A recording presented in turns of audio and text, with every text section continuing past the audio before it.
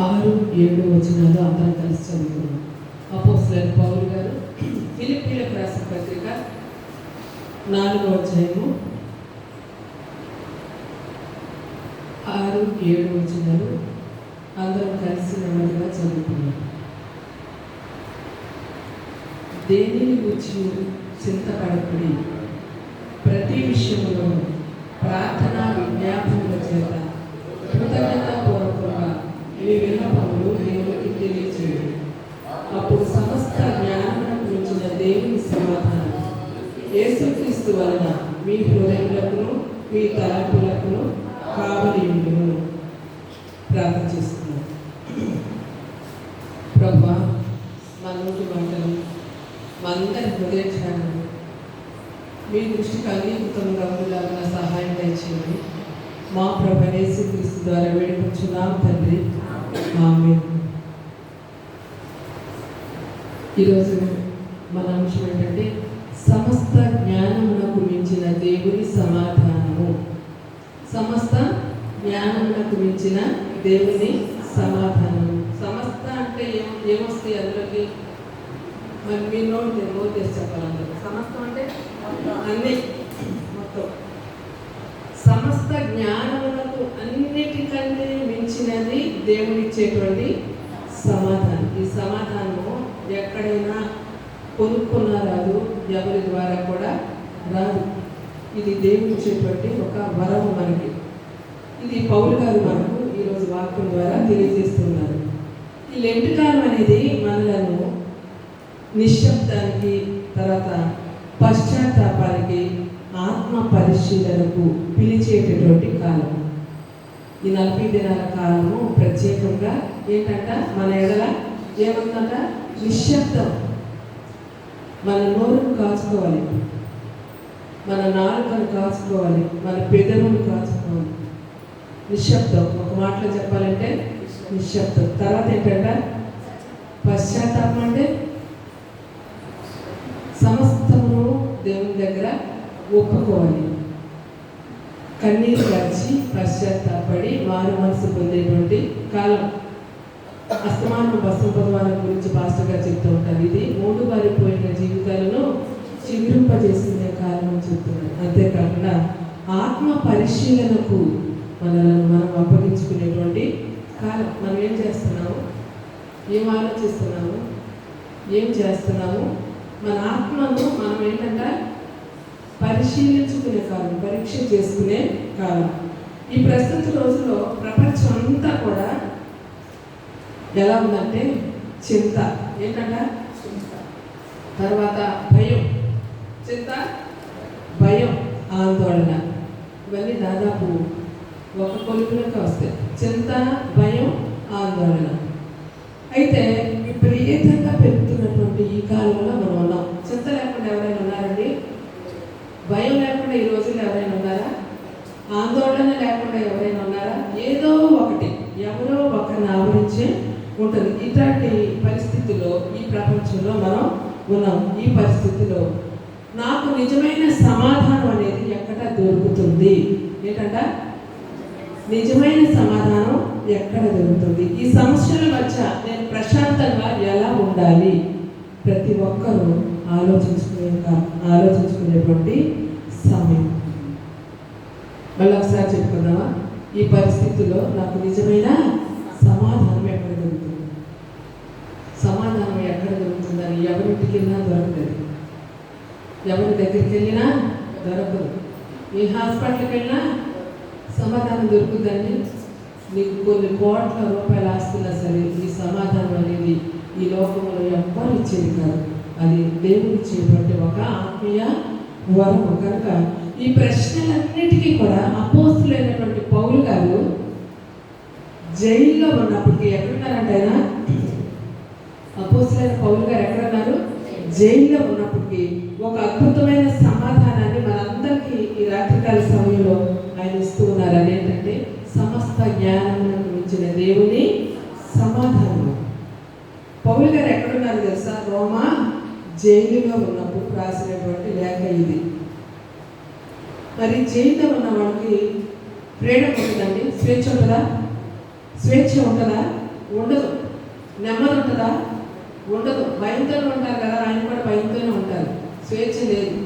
అయినా సంఘానికి సమాధానంతో ఉండమని, ఆయనకి సమాధానం కలిగి ఉన్నటువంటి పరిస్థితులు లేకపోయినప్పటికీ సమాధానం గల మనస్సును ఆయన దృఢపరచుకొని తన సంఘ విశ్వాసులకు సమాధానంతో ఉండమని జైల్లో ఉండి ఆయన లేఖ రాస్తూ ఉన్నారు.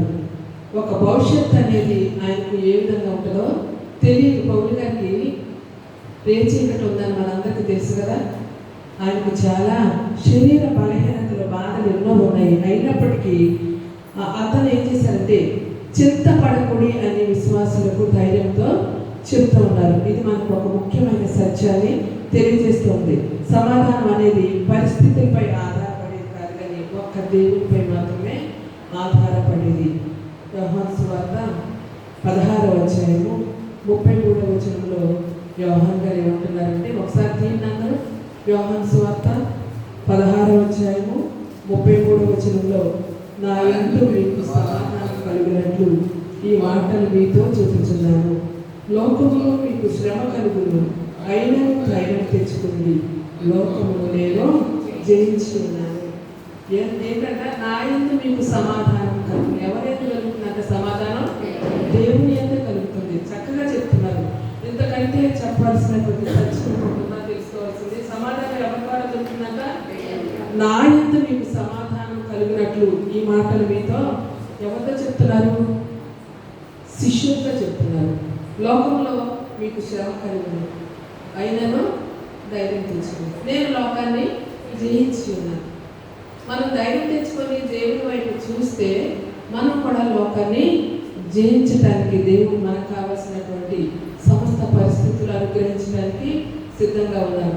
ఏ విషయంలో కూడా చింతపడద్దు అని చెప్తున్నారు. అంటే ఏ విషయం అంటే దేని కూర్చి, అసలు ఏ విషయం కూర్చి చింతపడద్దు. చింత అనేది మనం దేవుని చేతిలో ఉన్న విషయాలంట మనం భుజాలపై వేసుకుంటా ఉంటాం కావాలని. మన చింతలన్నీ దేవుని చేతిలో పెడుతున్నప్పుడు మనం ఎలా ఉండాలి? నిశ్చింతగా ఉండాలి. కానీ మనం ఏం చేస్తున్నాము? దేవుని చేతిలో మన చింతలు పెట్టిన తర్వాత మళ్ళీ ఆ చింతలన్నీ తీసి కావాలని భుజం మీద వేసుకుని మన బరువు మనమే మోసుకుంటున్నాం. అలా ఉండకూడదు. ఈ లెంటి కాలంలో మనం ఉపవాసం ఉంటాం. చాలా మంది ఉపవాసం ఉంటారు కదా. ఉపవాసం ఏం చేస్తారు? ప్రార్థన చేస్తారు. అది కేవలం ఆహార నియమం మాత్రమే కాదు, కానీ మన చింతలను దేవునికి అప్పగించే ఒక ఆత్మీయ ప్రయాణం ఈ 40 రోజులు. ఈ 40 రోజులు మాత్రమే కాదు, మన జీవితకాలం అంతా తెలుసుకున్నటువంటి విషయాలన్నీ కూడా అవి మన జీవితాల్లో, మన హృదయంలో భద్రపరుచుకొని, నేను ఈ విధంగా వాక్యాన్ని తెలుసుకున్నాను, చింత యావత్తు నా మీద వేయమని దేవుడు చెప్పినప్పుడు ఇంకా నేను చింతించటం దేనికి అని మన చింతలన్నీ దేవుని మీద నిశ్చింతగా ఉంటే ఆయనే మనలను నడిపిస్తారు. పౌలు గారు మనకు ఏం తెలియజేస్తున్నారు? ప్రతి విషయంలో ప్రార్థన, విజ్ఞాపన, కృతజ్ఞత కలిగి ఉండాలని చెప్తున్నారు. ఈ 3 విషయాలు. ప్రార్థన అంటే ఏంటి చెప్పండి ఒకసారి నోదేసి. దేవునితో సంభాషణ. దేవునితో మనం మాట్లాడుతున్నాం. ఈ లోకంలో ఎవరితో మాట్లాడినా మనకి ఇచ్చేంత ప్రయోజనం కూడా ఉండదు. నువ్వు ఎంతసేపు మాట్లాడినా నీతో మాట్లాడటానికి దేవుడు సిద్ధంగా ఉన్నాను. ఆయన విసుక్కునే దేవుడు కాదు. నాకు మొరపెట్టండి, నేను మీకు ఉత్తరం ఇస్తా, మీరు గ్రహించలేని గొప్ప సంగతులు, గూఢమైన సంగతులన్నీ మీకు తెలియజేస్తా. నాకు మొరపెట్టమంటే మనం ఆయనకు మొరపెట్టకుండా ఎవరెవరికో చెప్తూ ఉంటాం. కనుక ప్రార్థనతో దేవునితో సంభాషణ చేసుకుంటూ మన విజ్ఞాపనలు అంటే ఏంటి? మనం విజ్ఞాపన ప్రార్థన చేస్తున్నామా ప్రతిరోజు? ఇక్కడ వాటిని ఏమంటారు? విజ్ఞాపన మన అవసరతలే. ఎవరెవరికి ఏమేమి కావాలో, ఏం కొరతగా ఉన్నావో, ఏం అవసరతలో ఉన్నారో, ఏ బలహీనతలు ఉన్నాయో, ఇవన్నీ కూడా మనం దేవునికి విజ్ఞాపన రూపంగా వినయంతో అర్పించడం. ప్రతి విషయంలో ఏం చెప్తున్నారంటే పౌలు గారు, ప్రార్థన, విజ్ఞాపన ద్వారా కృతజ్ఞతాపూర్వకంగా మీ విన్నపములు దేవునికి తెలియజేయండి. కృతజ్ఞత అంటే ఏంటి? అంటే సమాధానం రాకముందే దేవుడికి మనం కృతజ్ఞత చెల్లించడమే నిజమైన కృతజ్ఞత. దేవుడు మనకు చేసినటువంటి మేలు మనం చాలా మంది పొందుకున్న తర్వాత కృతజ్ఞత చెల్లిస్తారు. కానీ కృతజ్ఞత ఏంటంటే, నువ్వు ఒక విషయం దేవునితో అప్పచెప్పుకున్నప్పుడు, దేవునికి విన్నవించుకున్నప్పుడు, విజ్ఞాపన చేసినప్పుడు దాన్ని నువ్వు పొందుకున్నావని చెప్పి ముందుగానే దేవునికి కృతజ్ఞత చెల్లించాలి. కనుక అపోస్తలుడైన పౌలు గారు మొదటి తెస్సలోనికయులకు రాసిన పత్రిక 5వ అధ్యాయము 16-18 వచనాల్లో మనందరం ఎప్పుడు చెప్పుకున్నాం, ఎల్లప్పుడూ సంతోషంగా ఉండండి. కొన్ని రోజులు కాదు, ఎన్ని రోజులన్నా ఎల్లప్పుడూ సంతోషంగా ఉండండి. ఎడతెగక ప్రార్థన చేయండి. ప్రతి విషయమందును కృతజ్ఞతాస్తుతులు చెల్లించుడి. ఇలా చేయుట యేసుక్రీస్తునందు మీ విషయంలో దేవుని చిత్తము. ఒక చిన్న బిడ్డ తన తండ్రి చేతిని తనకు అప్పచెప్పి, నాన్న నా చేయి పట్టుకో అని అప్పచెప్పి ఒక కారు చీకట్లో తండ్రితో నడుస్తూ ఉన్నాడు. చిన్న బిడ్డ కారు చీకట్లో తండ్రి చిన్న బిడ్డ చేయి పట్టుకున్నాడు. చిన్న బిడ్డ తండ్రి ఇద్దరే నడుస్తున్నారు. ఆ చీకటిలో తండ్రికైనా కొంచెం మార్గం తెలిసిందేమో కానీ చిన్న బిడ్డకి ఏమైనా మార్గం తెలుస్తుందా? తెలియదు. ఆ మార్గంలో ఏ ప్రమాదాలు ఉంటాయో కూడా చిన్న బిడ్డకు తెలియదు. కానీ ఆ బిడ్డకు దారి తెలియకపోయినా, మార్గం తెలియకపోయినా, దారిలో పుంజుకున్న ప్రమాదాలు తెలియకపోయినా ఆ బిడ్డకున్నటువంటి ధైర్యం ఏంటి? నా తండ్రి చేతిలో నా చెయ్యి ఉంది. అల్లెలు చెప్పుకుందాం ఒకసారి. అది అటువంటి ధైర్యం. అలాగే దేవుని చేతిలో మన జీవితాలు పెట్టినప్పుడు పరిస్థితులు మారిపోతాయి, మన హృదయం కూడా మారిపోతుంది. మన హృదయం మారాలన్నా, మన పరిస్థితులు మారాలన్నా, మన జీవితాన్ని భవిష్యత్తును అంతా కూడా దేవుని చేతికి అప్పగిస్తే అటంతా ఆటోమేటిక్గా మారిపోతాయి. ఎందుకంటే మన దేవుడు ఉన్నవి లేనట్టు, లేని ఉన్నట్టు చేయగల సర్వశక్తివంతుడు. ఆయనకు అసాధ్యమైందంటే ఏది కూడా లేదు. కనుక సమస్త జ్ఞానాలకు మించిన సమాధానము ఇది ఒక దేవుని వరము. ఏంటంటే దేవుడు ఇచ్చేటువంటి వరము. మానవ తర్కానికి ఈ సమాధానం అనేది అర్థం కాదు, కానీ ఇది పరిస్థితులతో మనం కొలవలేము. తర్వాత ఏ మందుతోనో మనం ఎవరిని ట్రీట్మెంట్ చేసి ఈ సమాధానాన్ని ఇవ్వలేము. డబ్బుతో కొనలేము, బంధువులు ఇవ్వలేంది, రక్త సంబంధులు ఇవ్వలేంది, స్నేహితులు ఇవ్వలేంది, ఆప్తులు ఇవ్వలేంది. ఎవరంటే ఇచ్చేది దేవుడి నుండి వచ్చే ఒకే ఒక అద్భుతమైన వరము ఈ సమాధానము. ఒకసారి యెషయా గ్రంథం తెద్దాము, 26వ అధ్యాయము 3వ వచనము. ఎవరి మనసు నీ మీద ఆనుకున్నో వారిని నీవు పూర్ణ శాంతి గలవానిగా కాపాడు. వేలనగా అతడు నీ యందు విశ్వాసం ఉంచి ఉన్నాడు. హల్లెలూయా. ఎవరి మనసు అయితే ఆయన మీద ఆనుకుంటుందో, జాగ్రత్తగా ఈ రాత్రికాల సమయంలో విన్నామా? ఎవరి మనసు అయితే దేవుని మీద ఆనుకుంటుందో వారిని దేవుడు ఏం చేస్తారట? పూర్ణ శాంతి గలవానిగా కాపాడతాడు. ఎలాగనగా మనం ఆయన యందు విశ్వాసము ఉంచి ఉన్నాము. యోహాను సువార్తలో శిష్యులతో ప్రభు సిలువ వేయబడక ముందు శిష్యులందరినీ ధైర్యపరచడం కోసం ఎంతగా కూర్చోబెట్టుకొని బోధిస్తారో, హెచ్చరిస్తారో. 14:27 యోహాను సువార్తలో శాంతి మీకు అనుగ్రహించి వెళ్ళుచున్నాను. ఏమనుగ్రహిస్తున్నారంట? శాంతి అంటే ఏంటండి? సమాధానమే. అది నేను మీకు అనుగ్రహించి వెళుతున్నాను. మళ్ళీ ఏం చెప్తున్నా తెలుసా? నా శాంతినే మీకు అనుగ్రహిస్తున్నాను. ఇది ఎవరు ఇచ్చే కాదనమాట. కేవలం ఈ శాంతి సమాధానాలన్నీ కూడా దేవుడి నుండి మనం పొందుకునేవి. శాంతినే మీకు అనుగ్రహించున్నాను, నా శాంతినే మీకు అనుగ్రహించుచున్నాను. ప్రియమైన దేవుని బిడ్డలారా, లోకం ఇచ్చినట్టుగా నేను మీకు అనుగ్రహించడం లేదు. మీ హృదయములను కలవరపడనియండి. అంటే ఈ సమాధానం ఎక్కడ ఉండదన్నమాట. లోకంలో ప్రభువే చెప్తున్నారు, చూడండి, లోకం ఇచ్చినట్టుగా నేను మీకు అనుగ్రహించడం లేదు. లోకం ఇచ్చే సమాధానం క్షణికాలమే, కొంతకాలమే. దేవుడు ఇచ్చే సమాధానం శాశ్వతమైనది. అందుకే ప్రభు చెప్తున్నారు, లోకం ఇచ్చినట్టుగా నేను మీకు ఈ శాంతి సమాధానాలు ఇవ్వటం లేదు, కానీ దయచేసి మీ హృదయములను కలవరపడ నా యందు విశ్వాసం ఉంచుదని ప్రభు చెప్తున్నారు. అంటే రాబోయే దినాలన్నీ కూడా శిష్యులు కలవరపడతారని, చెదిరిపోతారని, వారిని బలపరచడం కోసం ప్రభు వారందరినీ కూడా దగ్గర కూర్చోబెట్టుకుని బోధిస్తూ ఉన్నారు. హృదయములను కాపాడేది సమాధానం. ఈ సమాధానం మన హృదయములను, మన తలంపులను కాపాడుతుంది. సమాధానకర్త అయిన దేవుడు మన హృదయంలోకి రావాలంటే ఈ యొక్క ఉపవాస దినాల్లో, ఈ 40 దినాల్లో మన ఆలోచనలు మనం ముందుగా శుద్ధి చేసుకోవాలి. ఎలా చేసుకుంటాం అంటే ఈ 40 రోజులు శుద్ధి చేసుకున్న తర్వాత అయిపోయిన తర్వాత మళ్ళీ మామూలుగా ఉండొచ్చండి అంటారు. కాదు. ఈ ఇది ఎందుకో మనం చిగురింప చేసుకున్న తర్వాత మళ్ళీ మనం మూడబారిపోయే విధంగా దేవుడు కోరుకోవటం లేదు. ఈ చిగురింపబడ్డ జీవితాలు ఇలా కొనసాగాలని ప్రభువు కోరుకుంటున్నారు. కనుక ఈ మండల కాలంలో మన ఆలోచనలు ఎలా ఉండాలంట? శుద్ధి చేసుకోవాలి. మన హృదయాలను ప్రేమతో నింపుకోవాలి. దేనితోనంట?